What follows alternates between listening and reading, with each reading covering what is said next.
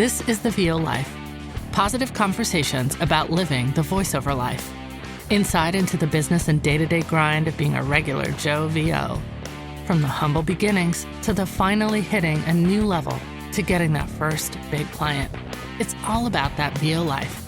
Here's your host, Troy Holden. Hey, welcome. Welcome. So glad to have you today. And this is the 1 year anniversary, basically, of my being in voiceover. Here we are going into June, and it's definitely been a year. So today, I'm just going to reflect back on a lot of the ups and downs of getting here. But what I want to start with, and this is about a 3-minute montage of a lot of stuff I've done either, and a lot of this is actual work, and a few of it are demos that I put together or spots that I was putting together to use. But I want you to, if you can hear the difference, and I hope you can, the difference in the sound quality when it starts out to where it gets later, the ups and downs, excuse me, there's some ups and downs in there in the sound quality. It wasn't all that bad in the first clip, and then the second one had a lot of background noise, and the third one had tons of mouth noise, and it was all over the place. And then all of a sudden about, I want to say about October, it got way better.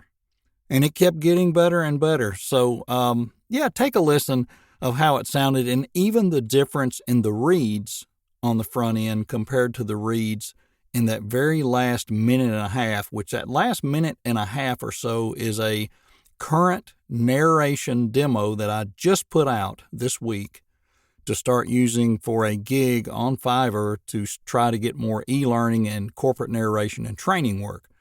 So take a listen and see what you think. As a business owner, you're probably feeling immense pressure right now, thinking how you're going to make it through this global pandemic. Homeowners make two mistakes when selling. They either overprice their home, causing it to sit on the market for months on end, or they underprice it, leaving tens of thousands on the table. Ladies and gentlemen, thank you for joining us here at the Greater Gulf State Fair. Coming up shortly is the Pirate Adventure Experience Show by Pirate Man Dan. Mike needs a couple of top-notch salespeople for his growing business and is frustrated with the search. He knows exactly what he needs, but finding the right fit is hard. He thinks there has to be a more efficient way than spending countless hours with recruiting agencies and complicated websites. Black Widow Lures was the first company to start marketing fresh hunting attractants on a national level.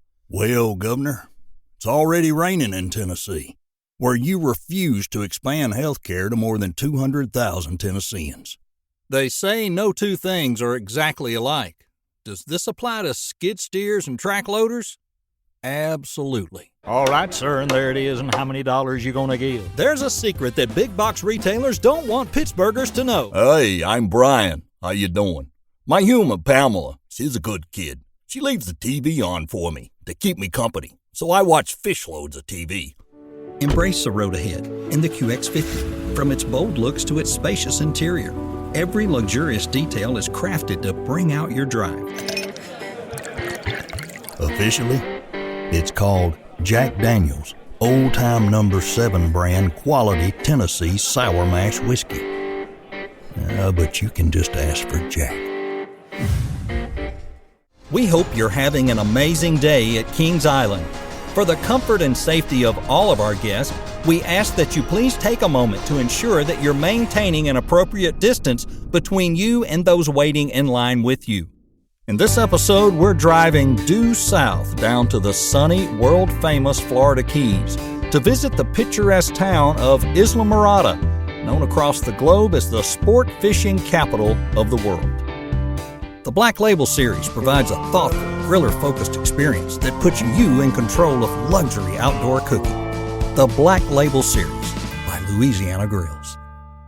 The Overhead Door brand has been the garage door experts since 1921 when we developed the upward acting sectional garage door. Since then, we've trailblazed through a century of greatness. Hi, my name is Bill Ford, and I'm an electrical engineer from South Texas. In the next few minutes, I'm going to show you how a simple trick used by Tesla and SpaceX for the past decade allows you to restore almost any type of broken battery, saving you hundreds of dollars every year and thousands over a lifetime. Paint me yellow and call me a banana. Well, all right, if I didn't bore you to death with that and you're still hanging around, let's talk just a little bit about that first year, and this is going to be a fairly short episode because I don't want to bore you with all the details. As everybody knows, COVID happened. 2020, COVID happened. And in April, May, the company I work for was pretty much at a standstill. We weren't doing much at all. And as we started to bring people back, we didn't want to bring, we having to bring 8 or 10 people back this week, 20 next week, 12 this week. We didn't want to continually have to retrain. So we wanted to make some internal videos that we could just put people in the room, play the videos, and then they could go do what they do. And of course, you had visitors coming in. All that had changed. New protocols for that. New protocols for this, that, and the other. And the company wanted to make videos for all that. And I volunteered to do the voiceover. Didn't even really know what I was doing. Didn't have any equipment or anything. So we were recording it into Camtasia and basically just using a headset plugged into the PC, and the sound was terrible. But eventually I started digging into the internet, figuring out how do you do this? How do you make it sound good? How do you mix these videos? And that was where it started about April of 2020. And it just led to more. So next thing you know, I'm buying some equipment. I'm online trying to learn how to do this. And people are saying, it's starting to sound better. These videos are really starting to look good. You think you might could do this and make some money on the side. I said, nah, doubt it. But you know what? Maybe.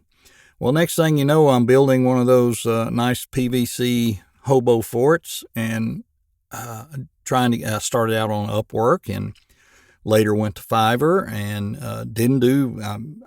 Upwork started out pretty well. I mean, I did a couple $300 the first month and had pretty steady work there. Fiverr was slower because I didn't understand it and I didn't make the effort to understand it. And then after I did, toward the end of the year in 2020, it started doing okay.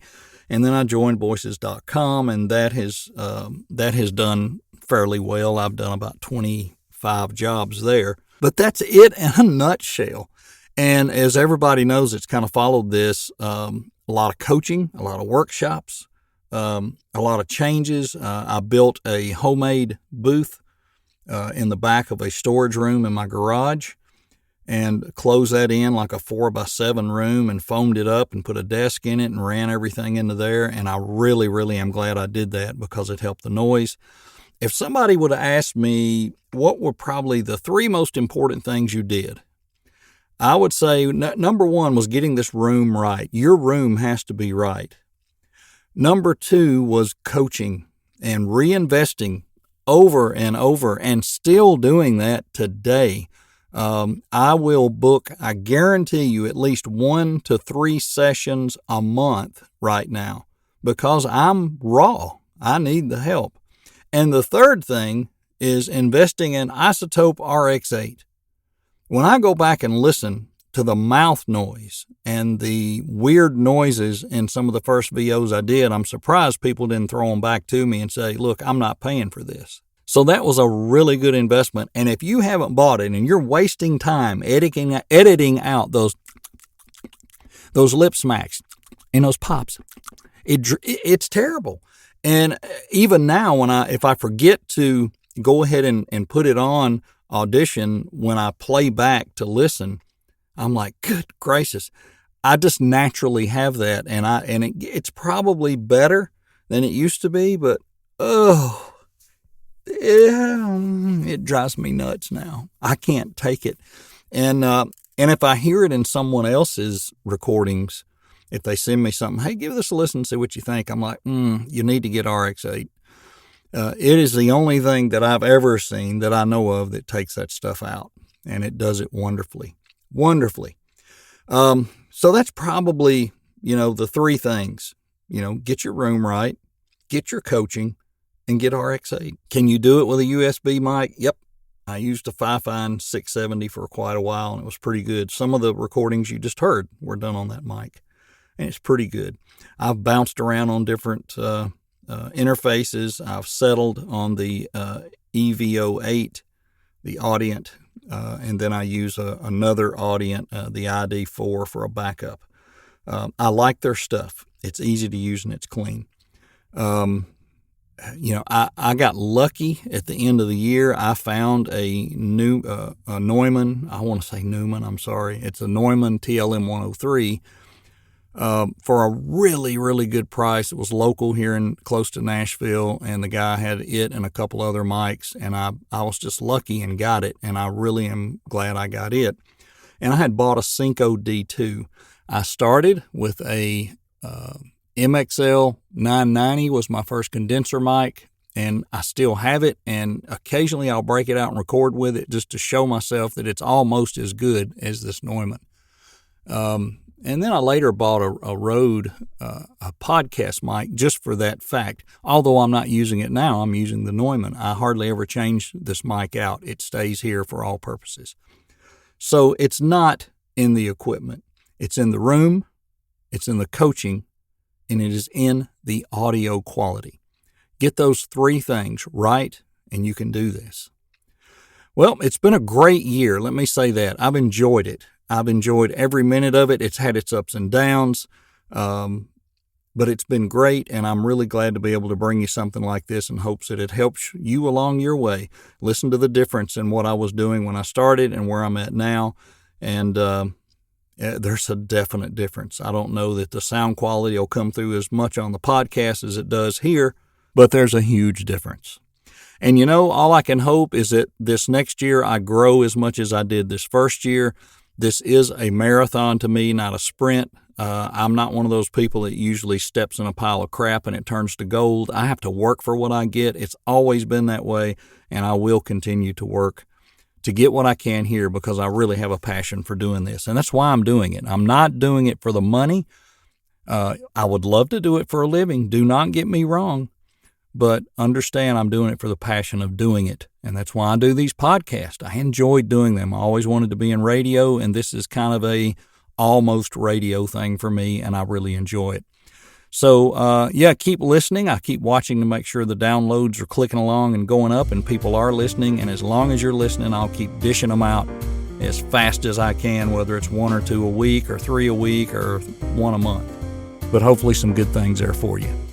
Hey, everybody, have a good one, and we'll see you on the next episode of The VO Life. You've been listening to The VO Life with Troy Holden. Check back for more episodes each week and catch up on what you've missed also.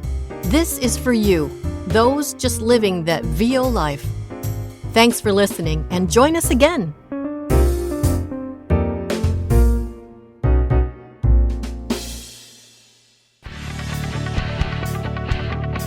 The VO Life intro is by Louise Porter. The outro by Liz Moya.